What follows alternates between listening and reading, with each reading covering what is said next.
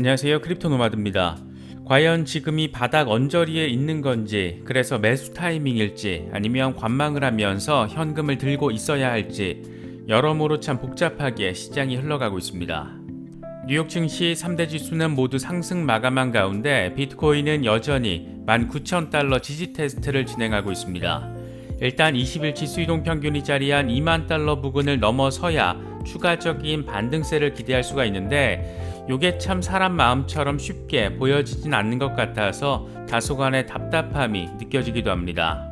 사실 제롬 파월 연준 의장의 공개 연설이 있었고, 이 자리에서 다시금 매파적인 입장이 강조되면서 지난번 잭슨 홀 연설에 이어서 다시금 시장이 흔들리진 않을까 우려되기도 했었는데, 시장은 다행스럽게도 매파적이지만 새로운 내용은 없었다, 이런 시그널로 해석을 하면서 큰 흔들림은 없었습니다.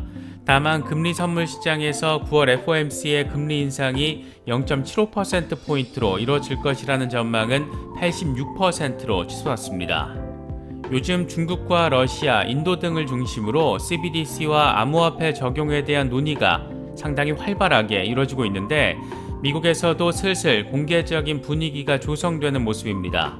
미국 재무부가 연방정부의 디지털 달러 발행 권고 보고서를 발표할 예정이라는 소식이 전해졌는가 하면, 미국 하원 의원들을 중심으로는 연준이 CBDC 발행과 관련해서 명확한 입장을 내놓아야 한다, 이런 점을 요구하기도 했습니다. 연준의 실시간 결제 시스템 FedNow 테스팅이 시작되는 시점에 맞춰서 미국에서도 CBDC와 블록체인에 대한 논의가 이제서 겨우겨우 간당간당 공론화되는 그런 모습입니다. 지금 외신과 트위터를 나름 뜨겁게 만들고 있는 소식도 하나 있는데, 바로 우리의 문어대가리 아저씨 게리 겐슬러 SEC 위원장이 이번에 또다시 CFTC가 비트코인을 감독하는 데 동의한다, 이런 입장을 밝혔습니다. 미국 의회가 비트코인과 이더리움 규제권을 CFTC에 넘기기로 법안을 꾸리고 있는 것에 동의하는 척 하면서, 사실은 증권으로 구분되는 것들, 암호화폐 거래소에 대한 부분들은 SEC가 가져가겠다, 이런 의도라고 할 수 있는데, 암호화폐에 더 많은 가이던스가 필요하지 않다, 이런 말도 안 되는 개소리를 시전하기도 했습니다. 암튼 참 희한하다, 이런 표현도 이제 좀 아쉬운 인간이 아닐까 생각되기도 합니다. 우리나라는 추석 연휴가 시작됐지만 해외에서는 계속해서 이런저런 소식들 전해지고 있습니다. 추석에 간간히 매매 대응하시는 분들은 시장 분위기도 잘 바라보시면서 대응하시면 더 좋을 것 같습니다. 본격적인 시작에 앞서서 좋아요와 구독 또 알림 설정 꼭 부탁드리겠습니다. 영상 제작에 아주 큰 도움 된다는 말씀 함께 드립니다. 그럼 시작하겠습니다.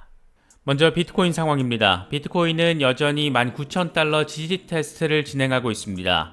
추가 후퇴의 기운이 없이 이 구간을 잘 지켜주는 것을 보면 어쩌면 머지않아서 2만 달러 돌파 이뤄낼 수 있지 않을까, 그런 기대감도 어느 정도는 갖게 만드는 부분입니다. 공포 탐욕 지수는 하루 전보다 2포인트 오른 22를 기록하면서 극단적인 공포 단계가 이어지고 있습니다. 이번 주 관전 포인트 가운데 하나가 공포 단계로 투심이 완화될지 여부였는데, 이게 참 그렇게 쉽진 않은 것 같습니다. 비트코인 도미넌스는 39%까지 내어주면서 올해 최저 지배력을 지금 수치적으로 보여주고 있습니다.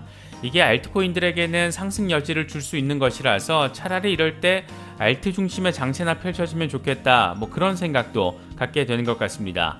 반면 알트코인의 대장 이더리움 도미넌스는 21%를 넘기면서 올해 최고 지배력을 선보이고 있습니다. 그만큼 이더리움 지분증명 전환에 대한 기대감이 강력하게 깔려있다, 이런 점을 느낄 수가 있습니다. 비트코인의 현재 상황과 관련해서 암호화폐 분석가 마이클 반데포페는 비트코인은 지금까지 좋은 흐름을 보이고 있다. 하지만 19,500달러 위로 올라서는 상황이 필요하다. 그러고 나면 파티가 시작될 것이다. 라가르드 총재와 파월의 발언이 중요하다. 이렇게 설명을 했습니다. 다행스럽게도 라가르드 총재의 결정도 파월 의장의 발언도 시장을 흔드는 충격파로는 작용하지 않았습니다. 먼저 제롬 파월 연준 의장은 카토 연구소의 통화정책 컨퍼런스에서 우리는 지금까지 했던 것처럼 단도직입적이고 강력하게 행동할 필요가 있다. 일이 끝날 때까지 인플레이션을 억제하려는 노력을 중단하지 않을 것이다. 이렇게 기존의 매파적인 입장을 다시금 강조했습니다. 그는 그러면서 연준은 물가 안정에 대해서 책임을 가지고 있고 역사는 섣부른 완화 정책에 대해서 경고하고 있다. 이렇게 말을 하면서 지난번 잭슨홀 연설 때와 거의 동일한 수준의 매파적 발언을 제시했습니다. 이렇게 매파적인 발언이 나왔는데도 증시가 상승 마감하고 비트코인이 나름의 지지세를 확인해 준 것은, 그러니까 시장의 악재로 작용하지 않은 것은 새로운 내용이 없이 기존의 내용을 반복했기 때문인 것으로 평가되고 있습니다. 기존에 했던 인플레이션 파이터로서 긴축의 중요성 정도를 반복적으로 강조했다라는 겁니다. 그래서 이제 남은 변수는 9월 13일에 발표되는 미국 소비자 물가지수 상황인데, 에너지 가격 하락에 따른 완화 가능성도 존재하지만 9월 금리 인상 전망은 0.75%포인트로 크게 기울어 있는 상황입니다.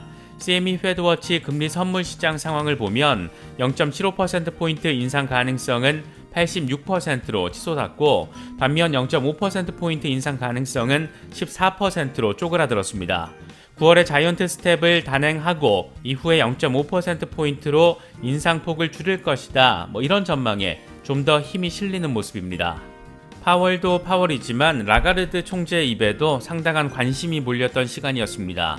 유럽중앙은행은 내년 경기 침체가 올 거라는 점을 설명하면서 사상 처음으로 0.75%포인트의 자이언트 스텝 금리 인상을 단행했습니다. 그동안 완화 정책을 고수해왔던 유럽중앙은행이 기존 스탠스고 나발이고 강력한 인플레이션 앞에서 초강경 매파로 돌아서 버린 겁니다. 8월 CPI가 9.1%를 기록하며 역대 최고치를 확인했고, 발트 3국의 경우에는 20% 넘게 물가가 오른 상황이 확인된 만큼 어쩔 수 없는 선택을 내린 것으로도 바라볼 수가 있습니다. 그렇다 보니까 이번 유럽중앙은행의 결정은 울며 겨자 먹기식이다, 이런 분석이 우세한 모습입니다. 안 그래도 러시아가 에너지 공급 가지고 장난질을 이어가고 있는 상황에서 물가 안정 당연히 어렵고, 이런 와중에 공격적인 긴축을 감행하면 경기는 급격히 식을 수밖에 없는데, 그걸 알면서도, 그럼에도 불구하고, 그러니까 경기 침체가 곧 도래한다라는 것을 알면서도 이런 결정을 내릴 수밖에 없었다라는 겁니다. 라가르드 총재는 아예 대놓고 러시아가 유로존의 가스 공급을 완전히 중단하면 내년에는 마이너스 성장으로 침체에 빠질 수 있다, 이렇게까지 밝히기도 했습니다. 물가는 오르고 화폐 가치는 떨어지고 어쩌면 이렇게 암호화폐 시장의 잠재성이 폭발하는 날이 오게 되는 건지, 그런 기대감을 어느 정도 생각해 볼 수 있는 상황이 아닐까 싶기도 합니다. 요즘 중국과 인도가 CBDC에 대한 논의를 본격화하고 있고, 러시아가 국경 간 결제에 암호화폐를 사용하기로 하는 등 반미 진영, 탈달러 진영의 이 혁신 수용이 꽤나 속도감 있게 진행되고 있습니다. 반면 세계 최강이라고 하는 미국에서는 여전히 멍 때리는 상황이 이어지고 있는데, 요 며칠 부쩍 CBDC에 대한 이야기들이 눈에 띄게 이어지고 있습니다. 먼저 이번에는 미국 재무부가 디지털 달러 발행 권고 보고서를 발표할 예정이라는 소식입니다.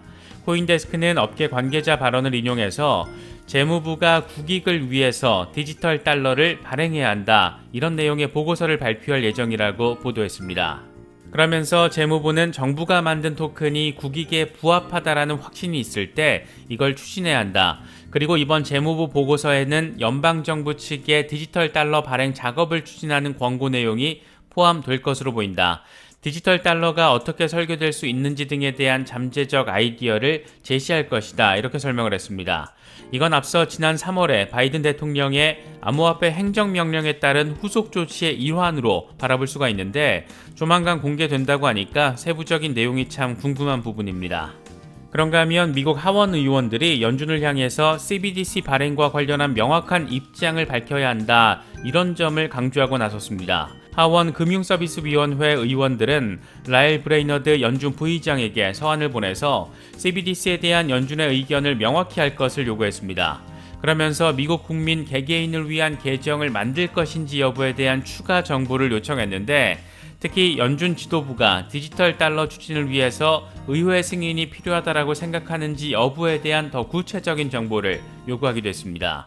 이번 서한은 지난 5월에 브레이너드 부의장이 암호화폐 발행을 위해서는 의회와 행정부의 지원이 필요하다, 이렇게 밝힌 것에 대한 반응으로 바라볼 수가 있습니다. CBDC를 둘러싼 일련의 상황이 주목을 받는 것은 9월부터 연준의 실시간 결제 시스템 FedNow가 테스팅에 들어갔기 때문입니다. 이게 의미가 큰 것은 FedNow 프로젝트를 위해서 연준은 이미 CBDC 생성 블록체인 기업인 사이페리온과 파트너십을 맺었고 이 결제 솔루션을 개발해 왔기 때문입니다. 그러니까 1차적으로는 미국 내에서의 실시간 결제를 구현하는 것이 목적이지만 2차적으로는 결국 CBDC와 국경 간 결제를 블록체인 기반으로 구현한다. 여기에 초점이 맞춰져 있다라고 바라볼 수가 있습니다. 정리하면 연준이 이미 CBDC의 근간이 되는 프로젝트를 구축했고 이 테스팅 작업에 들어간 상황에서 미국 의회, 미국 재무부가 CBDC에 대해서 마구마구 분위기를 잡아주고 있는 겁니다.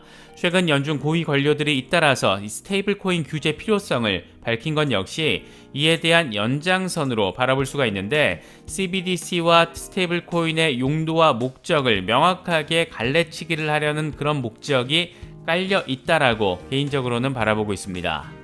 이처럼 CBDC에 대한 논의가 중국이나 인도에 비해서는 늦지만 어쨌든 조금씩 미국에서도 구체화하고 있는 가운데 규제 권한, 이 암호화폐 규제 권한을 둘러싼 미국 SEC의 밥그릇 싸움은 여전히 현재 진행형입니다.